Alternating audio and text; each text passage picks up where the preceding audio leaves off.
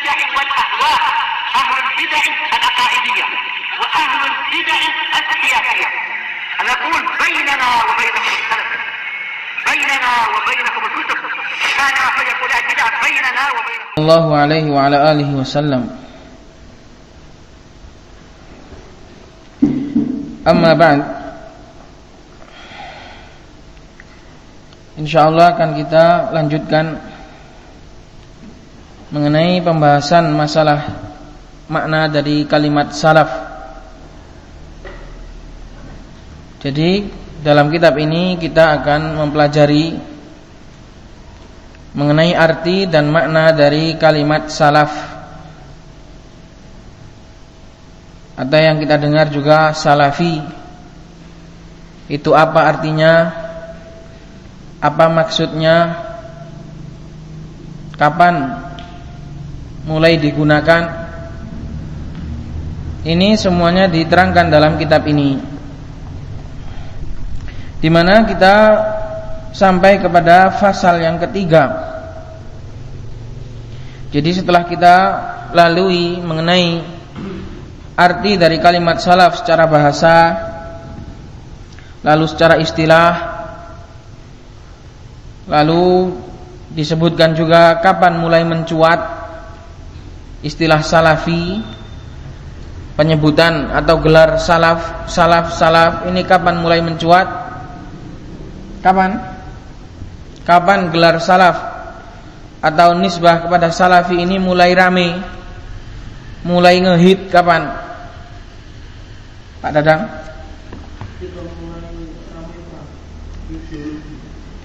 Ketika mulai rame perselisihan di dalam agama ini. Jadi mulai banyaknya khilaf. Tatkala mulai banyaknya khilaf di dalam masalah agama ini, perselisihan dalam permasalahan agama ini, maka pada saat itu pula mulai ramai penyebutan atau pemakaian istilah salaf, di mana hal itu terjadi sekitar di zamannya para tabi'in. Karena sebelum itu di zamannya Rasulullah sallallahu alaihi wasallam, di zamannya para sahabat, perselisihan belum, udah ada benih-benihnya tapi belum ramai. Hingga ramai di zaman tabi'in atau tabi'ut tabi'in, adanya fitnah Qadariyah, fitnah Khawarij, dan fitan-fitan yang lain. Maka pada saat itu pula ramai digunakan istilah salaf untuk membedakan siapa yang berada di atas manhaj salaf, siapa yang sesuai dengan peninggalannya Rasulullah sallallahu alaihi wasallam, dan siapa yang melenceng. Jadi mafhum? Pada saat itu pula ramai dipakai gelar salafi atau nisbah kepada salaf al-hadis, supaya untuk membedakan antara yang berpemikiran salaf dan yang berpemikiran kacau, tercampur aduk dengan akidah, atau bahkan fikrah-fikrah dari selain apa yang diwariskan oleh Rasulullah sallallahu alaihi wasallam dan para tabi'in dan tabi'ut tabi'in. Apabila sudah kita fahami kapan lafaz ini mulai ramai, mulai mencuat, maka insyaallah akan kita baca pembahasan berikutnya, yaitu fasal yang ketiga. Qala al-muallif hafizahullah, berkata penulis, yaitu Syekh siapa? Hasan bin Qasim Ar-Raimi. At-tahdidu az-zamani li-istimali lafdati salaf. Tahdid zamani, yaitu batasan waktu dalam pemakaian lafaz salaf ini, kira-kira yang paling lama ditemukan semenjak zamannya siapa? Jadi pemakaian kalimat salaf ini paling lama ditemukan semenjak zamannya siapa awal kali memakai kalimat salaf. Jadi tahdid zamani, batas waktu untuk pertama kali atau pertama kali didapati pemakaian lafaz salaf ini di zamannya siapa. Apa bedanya dengan pembahasan sebelumnya? Kalau pembahasan sebelumnya kapan mulai rame, kapan mulai mencuat gelar. Kalau ini pemakaian lafadznya saja, belum ada keinginan secara istilah, hanya pemakaian lafadz, hanya pemakaian lafadz. Mafhum perbedaannya? Kalau pembahasan sebelumnya adalah rame-ramenya dipakai dan digunakan sesuai dengan makna istilahi. Kalau pembahasan ini membahas secara kapan mulai terucap atau kapan mulai ada lafadz salaf digunakan, tapi bukan secara maknanya yang istilahi, tapi sekedar lafadznya saja. Semenjak zamannya siapa sih ditemukan atau didengar atau didapati ucapan salaf ini?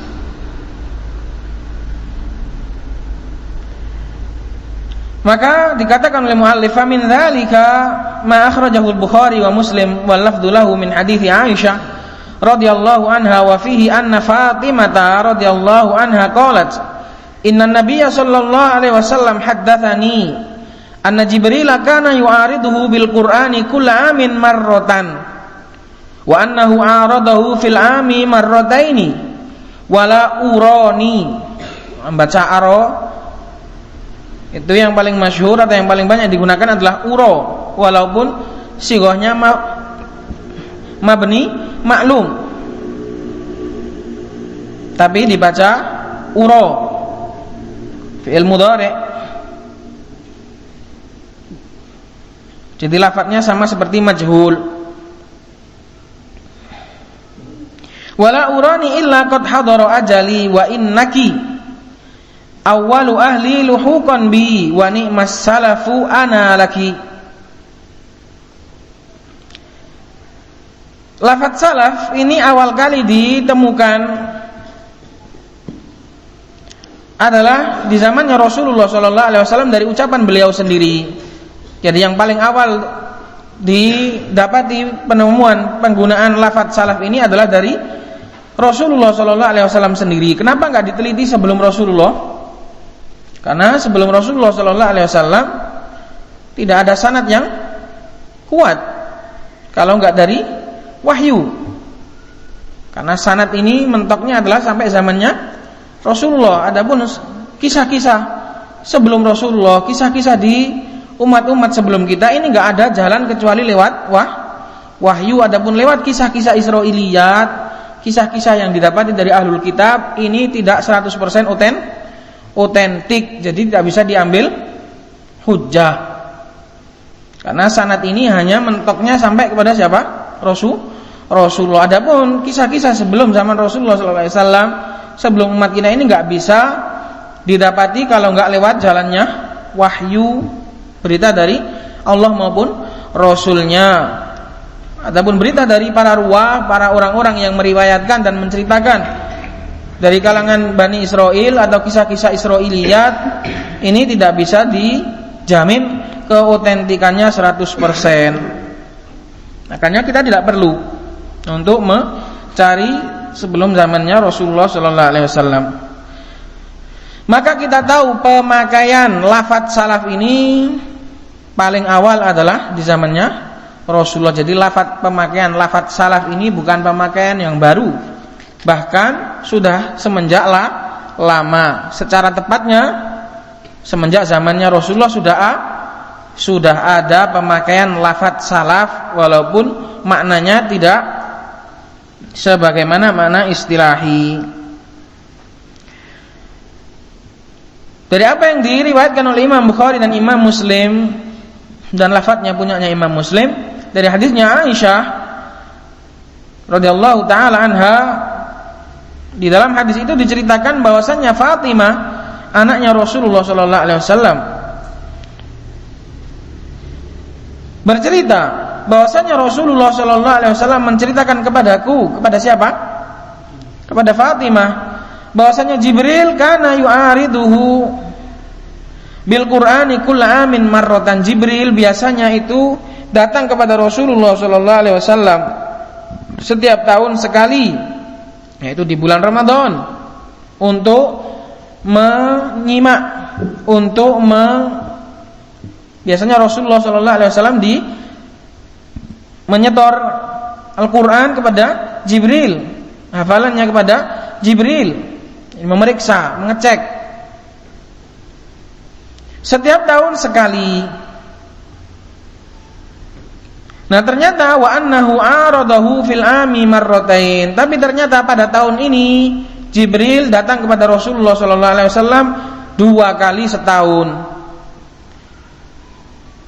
Wala urani illa qad hadara ajali, kata Rasulullah, dan saya melihat, saya merasa kayaknya ajal saya sudah dekat.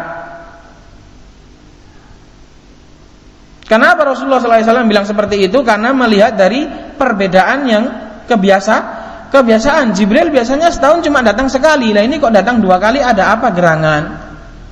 Maka Rasulullah SAW menyimpulkan bahwasannya ajal beliau sudah dekat.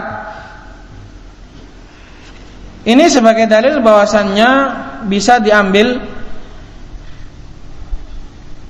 bukti dari, atau bisa diambil qarinah, faktor dari hal-hal yang menyelisihi kebiasaan. Ada apa gerangan? Ini perlu dilihat alasannya kenapa kok menyelisihi kebiasaan. Dalam hadis ini juga terdapat dalil bahwasannya apabila ajal seorang sudah dekat, hendaknya memperbanyak, merasa ajalnya sudah dekat, hendaknya lebih semangat di dalam melaksanakan kebaikan. Buktinya Jibril ketika ajal Rasulullah SAW sudah dekat, beliau datang 2 kali setahun. Ini diambil faedah, semakin seorang dekat dengan ajalnya, semakin tua umurnya, hendaknya semakin memperbanyak dari kebaikan, bukan semakin tua semakin keladi. Wala urani illa qad hadara ajali. Jadi Rasulullah sallallahu alaihi wasallam merasa ajal beliau sudah dekat.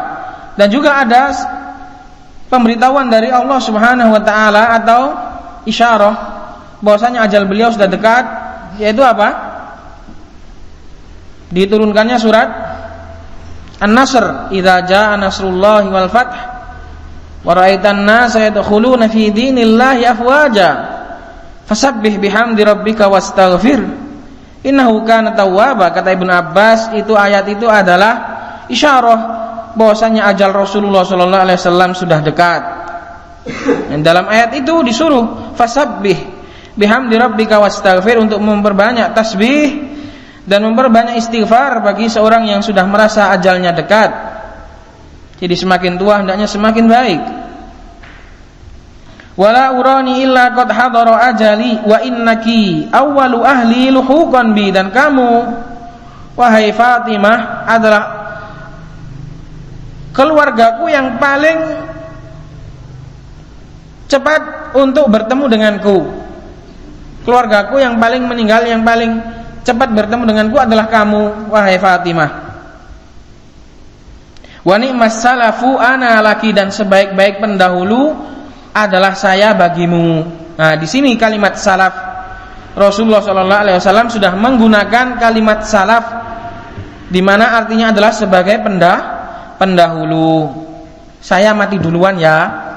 Rasulullah maknanya seperti itu. Nanti kamu nyusul, kamu yang paling cepat nyusul saya adalah kamu, dan saya adalah sebaik-baik pendahulu bagi kamu.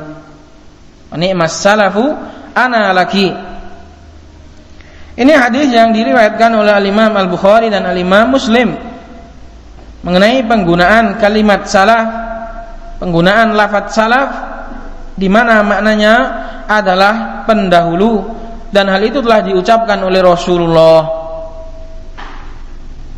Maka yang pertama kali atau yang paling awal yang kita dapati mengucapkan kalimat salaf ini bukan orang-orang baru, Karena istilah salaf ini sudah ada semenjak zaman siapa? Rasulullah sallallahu alaihi wasallam, sudah ditemukan semenjak zaman Rasulullah.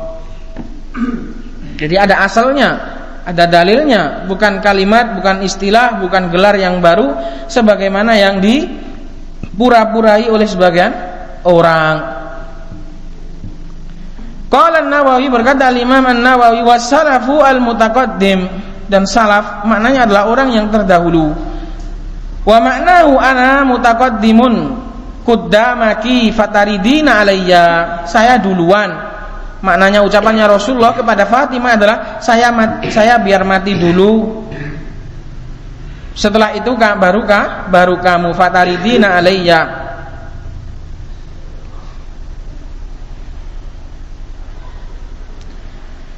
Qala wa an Anas radhiyallahu anhu annahu qala law anna rajulan adraka as-salaf al-awwala thumma bu'itha al-yawma ma arafa min al-islam syai'a. Qala wa wada'a yadahu ala khaddihi thumma qala illa hadhihi as-shalah.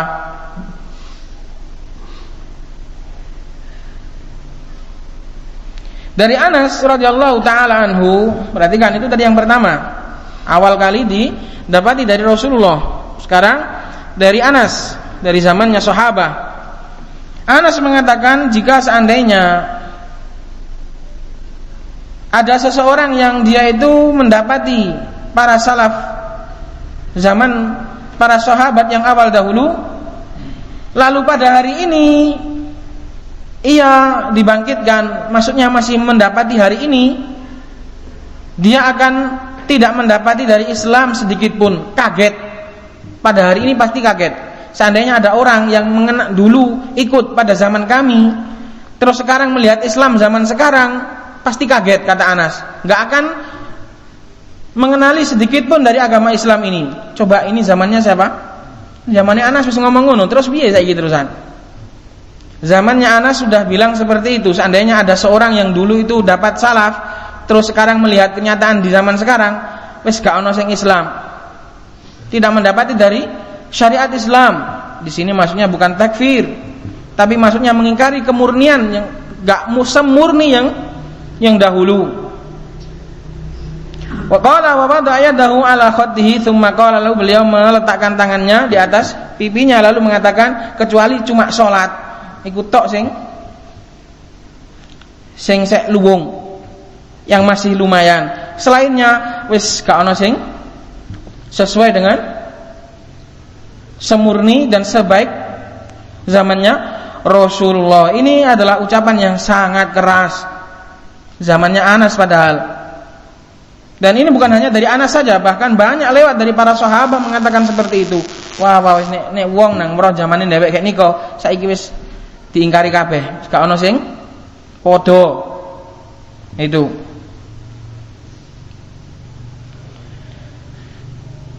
Tsumma qala, lalu Anas, nah ini syahidnya adalah mengatakan adrokas salaf, berarti Anas menyebutkan lafaz salaf.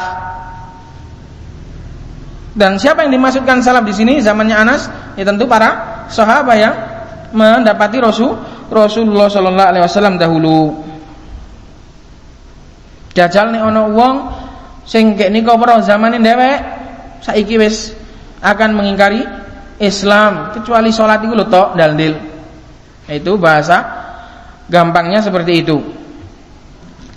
Tsumma qala ama wallahi ala dzalik laman asya fi hadhihi an-nukr atau fi hadhihi an-nukar wa lam yudrik dzalika as-salaf as-salih fara'a mubtadi'an yad'u ila bid'atihi wa ra'a sahiba dunya yad'u ila dunya fa'asamahu Allahu an dzalik wa ja'ala qalbahu yahinnu ila dzalika as-salaf as-salih yas'alu an sabilihim wa yaktasu atharahum wa yattabi'u sabilahum la yu'awwadhu ajran 'azima wa kadzalika fakunu insyaallah. Setelah itu Anas mengatakan, lalu demi Allah, siapa saja yang hidup pada banyaknya kemungkaran di zaman ini, ingat ini zamannya Anas yang ngomong seperti itu, sementara dia tidak mendapati para salafun saleh, dia enggak menjangkau, enggak hidup di zamannya salafus saleh, bahkan dia hidup di zaman yang banyaknya kerusakan seperti ini. Lalu ia melihat banyaknya atau ada seorang mubtadi' masing-masing menyeru kepada bid'ahnya. Dia melihat pemilik dunia getol di dalam dunianya. Lalu Allah Subhanahu wa taala melindungi dia. Dan Allah menjadikan hatinya merasa rindu, merasa tersakiti, merasa terluka karena melihat banyaknya mubtadi'ah, banyaknya sahib dunia. Lalu hatinya merasa rindu, merasa terluka dan ingin berandai-andai ia bertemu dengan para salafun as-salih. Yas'alu an sabilihim, ia selalu mencari bagaimana sih salaf, bagaimana sih thariqahnya salaf. Wa yaktasu atharahum, dan meniti jalan dan napak tilas mereka. Wa yattabi'u sabilahum, dan mengikuti jalannya mereka. La yu'awwadu ajran 'azima, ini akan diganti pahala yang sangat besar. Jadi ini keutamaan untuk selalu mencari athar para salaf, selalu berusaha meniti dan mencari peninggalan para salafun as-salih, ingin untuk selalu mendekati dan sama dengan para salaf di zaman yang banyaknya fitnah, banyaknya mubtadi'ah. Ini di zamannya Anas. Lalu bagaimana dengan zaman kita? Maka ini adalah termasuk alhamdulillah di zaman yang banyaknya fitnah seperti ini, banyaknya sahib dunia, banyaknya para mubtadi'ah, banyaknya para ahlul ahwa. Lalu kita berusaha, walhamdulillah, wal fadlu wal minnatu minallah, berusaha untuk selalu mencari bagaimana sih salaf, untuk sesuai dan sebisa mungkin, sesama mungkin menyamakan diri dengan para salaf. Apa yang mereka berhenti, kita berhenti. Apa yang mereka mundur, kita mundur. Apa yang mereka maju, kita maju. Berusaha untuk sama persis dengan para salaf. Ini adalah keutamaan yang sangat besar. Ini kata Anas, bukan kata saya. Kata Anas bin Malik radhiyallahu taala anhu.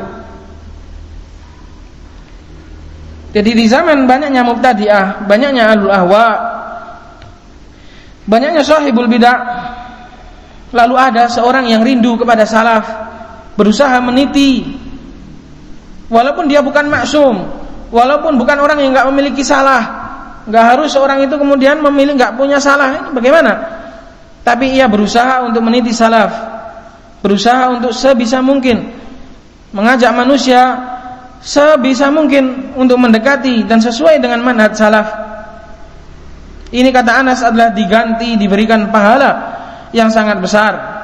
Wa kadzalika fakunu, insyaallah seperti itulah hendaknya kalian lakukan. Ini nasihatnya Anas. Wa kadzalika fakunu, seperti itulah hendaknya kalian menjadi, insyaallah. Jadi ini keutamaan seorang yang rindu terhadap manhaj salaf dikala banyaknya ahwa, banyaknya bid'ah merajalela di mana-mana, banyaknya sahib dunia. Nasallallahu alaihi wal afiyah. Seorang rindu membaca athar para salaf. Ini adalah keutamaan. Zaman sekarang ada seorang baca hadis lalu berusaha diamalkan, ini sudah top. Zaman sekarang ini ada seorang yang mempelajari hadis, satu hadis saja dari Rasulullah SAW, lalu dia berusaha mengamalkannya. Ini adalah sudah kebaikan yang sangat besar. Apalagi mendakwahkan, apalagi menyeru manusia kepada hadis. Ini adalah keutamaan. Maka ini adalah nikmat yang sangat besar. Jangan kita kufuri adanya siang dan malam mempelajari hadis, siang dan malam mempelajari Al-Quran, duduk untuk mempelajari Al-Quran, menjauhi dunia. Ini adalah keutamaan dan nikmat yang harus kita pertahankan, insyaallah. Karena ini adalah keutamaan yang sangat besar dari Allah Subhanahu wa taala. Di zaman yang sudah semakin akhir ini, kita masih membaca hadisnya Rasulullah, membaca atharnya para salaf, membaca sirahnya para sahabat, tabi'in dan tabi'ut tabi'in. Syahidnya adalah pemakaian kalimat salaf dari Anas bin Malik radhiyallahu taala anhu. Jadi kalimat salaf enggak baru, wis lawas. Padha mbek jengene. Artinya ya lawas, pemakaiannya pun wis lawas. Qala wa an Maimun ibnu Mihran an Nabi annahu qala law anna rajulan unshira fikum minas salafi ma arafa ghaira hadhil qiblah. Sangit omongannya. Dari Maimun ibnu Mihran dari bapaknya yaitu Mihran al-Jazari. Kata Ibnu Hajar, seandainya ada seorang yang dibangkitkan di zaman sekarang ini dan dia termasuk salaf dahulu, ono wong biyen nah iki urip wis gak ngerti agama Islam, wis gak ngerti kalian, dia gak akan mengenal apa yang kalian perbuat, ngertine mau kiblat tok, liyane wis amalan aneh kabeh. Selain kiblat sudah aneh semua, sudah asing semua, sudah bukan seperti yang dulu lagi. Ini menunjukkan betapa besarnya perubahan agama Islam ini dari zaman ke zaman. Makanya apabila ada seorang berusaha untuk menjaga kemurnian agama ini, menjaga keutuhan agama ini adalah benar-benar pejuang. Karena agama Islam ini semakin hari semakin berubah, semakin lama semakin buruk. Karena zaman tidaklah datang zaman kecuali dia akan lebih buruk dari sebelumnya. Kata Mihran al-Jazari, seandainya ada orang zaman biyen, orang dari salaf dahulu dibangkitkan hidup lagi di zaman kalian ini, dia tidak akan lagi mengenal kecuali cuma kiblat saja. Lainnya sudah asing semua, lainnya sudah pada dirubah semua, lainnya sudah pada KW semua, nggak ada yang orisinil, nggak ada. Semuanya sudah metasian semua, kecuali cuma kiblat itu saja. Qala Ibnu Hajar rahimahullah, berkata Imam Ibnu Hajar rahimahullah, Mihran walidu Maimun al-Jazari qala al-Baghawi dzakarahu al-Bukhari fi sahabah. Kata Ibnu Hajar al-Asqalani rahimahullah, Mihran bapaknya Maimun ini adalah Jazari. Dikatakan oleh Imam al-Baghawi, Mihran ini disebutkan oleh Imam Bukhari termasuk dari jajaran para sahabat. Syahidnya adalah pemakaian lafaz salaf ini dari kalangan para sahabat. Mafhum? Qala al-muallif bawwaba al-Imam al-Bukhari fi sahihi faqala babur rukubu 'ala ad-dabbati as-sa'bati wal fuhulatu minal khayl. Al-Imam Al-Bukhari membuat bab di dalam sahihnya, bab ar-rukub, bab menaiki hewan tunggangan yang sya'bah, yang nakal, yang liar. Wal fuhulatu minal khayl, dan bab mengenai pejantan dari kuda atau kuda jantan. Ini dibikin bab oleh Imam Bukhari. Maksudnya zaman sahabat dahulu mereka merasa bangga apabila bisa mengendalikan hewan yang liar, yang nakal. Dan keutamaan kuda jantan, karena dikatakan mereka lebih menyenangi, lebih suka kuda yang jantan. Wa qala Rasyid bin Sa'ad, ini bab ini jangan sampai dikaitkan, ini enggak ada kaitannya. Karena kaitannya yang ingin diinginkan di bawahnya ini. Jadi jangan bingung, lapo kok mari bahas salaf moro-moro bahas kuda jantan, bingung. Enggak ada kaitannya ini. Ini cuma babnya Imam Bukhari saja. Kebetulan hadis ini atau ucapan ini dimasukkan dalam bab masalah kuda jantan. Kalau enggak tahu ya bingung.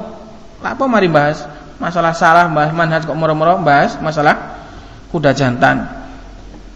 Nah, ini yang diinginkan, ini ucapan bawahnya ini. Wa qala Rasyid bin Sa'ad kana salafu yastahibbuna al-fuhulata li'annaha ajra wa adsar. Imam Bukhari mengatakan wa qala Rasyid bin Sa'ad. Ini kebiasaannya Imam Bukhari setelah mendatangkan bab, membikin bab, maka sebelum mendatangkan hadis beliau biasanya membawakan athar atau membawakan hadis secara tanpa sanad seperti ini. Wa qala Rasyid bin Sa'ad. Berkata Rasyid bin Sa'ad, dahulu para salaf mereka itu menyukai, lebih mengutamakan kuda yang jantan karena dia lebih ajro, lebih kuat, lebih banter, lebih cepat dan juga lebih aksar, lebih kuat. Nah, ini yang dipinginkan di sini. Rasyid bin Sa'ad mengatakan salaf dahulu. Berarti salaf ini diucapkan oleh siapa? Rasyid ibnu Sa'ad. Siapa Rasyid ibnu Sa'ad? Qala Ibnu Hajar, Rasyid ibnu Sa'ad huwal makra bi fathil mim wa tudam. Bisa mukra, bisa makra. Kata Ibnu Hajar, Rasyid ibnu Sa'ad dia adalah al-makra. Nah, seperti ini nggak ada kaedahnya, baca nama orang ini nggak ada kaedahnya dalam bahasa Arab. Kalau nggak makanya dikasih tahu seperti ini, dikasih penjelasan, karena nggak ada kaedahnya.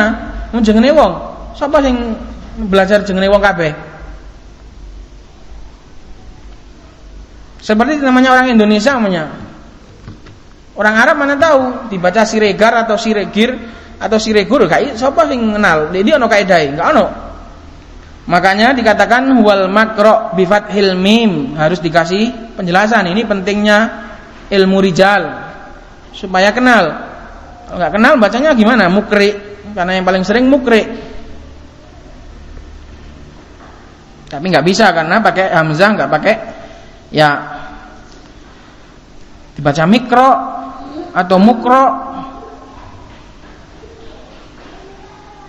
Ini harus ada penjelasannya, makanya sering dikasih penjelasan bi fathil mim, makro, wa tudom atau di dhammah mukro, wa sukunil qaf, qafnya disukun bukan makoro, wa fathir ra ba'da hamzah, dan ra-nya di fathah mukro.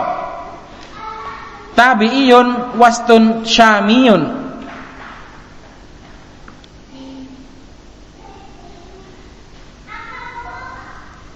Zaman dahulu menulis seperti ta, seperti ba, ini harus dikasih penjelasan semua.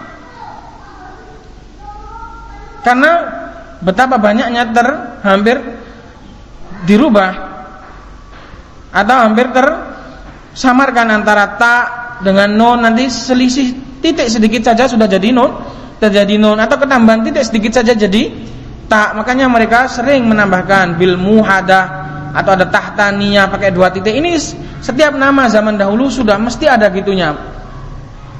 Ini semua dilakukan demi menjaga keautentikan nama para ruwah, di mana semua itu akan berimbas kepada keautentikan hadis. Sampai nama-namanya dikasih syak. Karena enggak ada syakal, enggak ada harokat zaman dahulu, tapi malah penjelasan panjang. Sajane dikai harokat ini kan mari enggak dikasih apa? Dikasih penjelasan supaya tidak bisa tertukar. Wasukunil qaf, dia adalah seorang tabi'i pertengahan dan dia adalah seorang syami. Maka ucapan Rasyid bin Sa'ad, salaf dahulu mereka lebih menyukai kuda jantan. Ini adalah ucapannya tabi'in. Wa qala qalu kana salafu ay minas sahabah faman ba'dahum. Berarti kalau ada seorang tabi'in mengatakan salaf, berarti yang dimaksudkan adalah para sahabat dan orang setelah mereka. Berarti ucapan salaf ini sudah ada semenjak zaman Rasulullah, diucapkan juga oleh para sahabat, diucapkan juga oleh para tabi'in, sudah ada semenjak zaman dahulu. Lafaz salaf ini bukan lafaz yang baru. Wa bawa aidan fi kitabil at'imah babu ma kana salafu yaddakhiruna fi buyutihim wa asfarihim min at-ta'am. Dan Al-Imam Al-Bukhari juga membuat bab di dalam Kitabul At'imah, bab masalah makanan.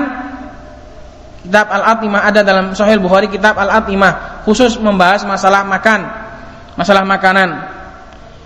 Beliau membuat bab apa yang dahulu para salaf simpan di rumah-rumah mereka, apa yang mereka bawa di safar-safar mereka dari makanan, apa biasanya yang mereka bawa. Ini berarti yang mengucapkan salaf ini di sini siapa? Imam Bukhari. Imam Bukhari juga sudah memakai kalimat salaf. Jadi kalimat salaf ini sudah dipakai Rasulullah, pakai sahabat, pakai Anas bin Malik, dipakai Mihran, dipakai Rasyid bin Sa'ad, dipakai Imam Bukhari dan para imam setelah mereka. Insyaallah akan kita lanjutkan dari ucapannya Imam Abu Amr Al-Auza'i rahimahullah di pertemuan yang akan datang. Jadi kalimat salaf ini, apabila kita tanya, kamu kok bilang-bilang salaf? Semenjak kapan sih salaf itu ada? Pemakaian lafaz salaf, kamu bisa antum bisa jawab, yaitu semenjak zaman Rasulullah ada, semenjak zaman sahabat ada, dan orang-orang setelah mereka. Subhanakallahumma bihamdik, asyhadu an la ilaha illa anta astaghfiruka wa atubu ilaik.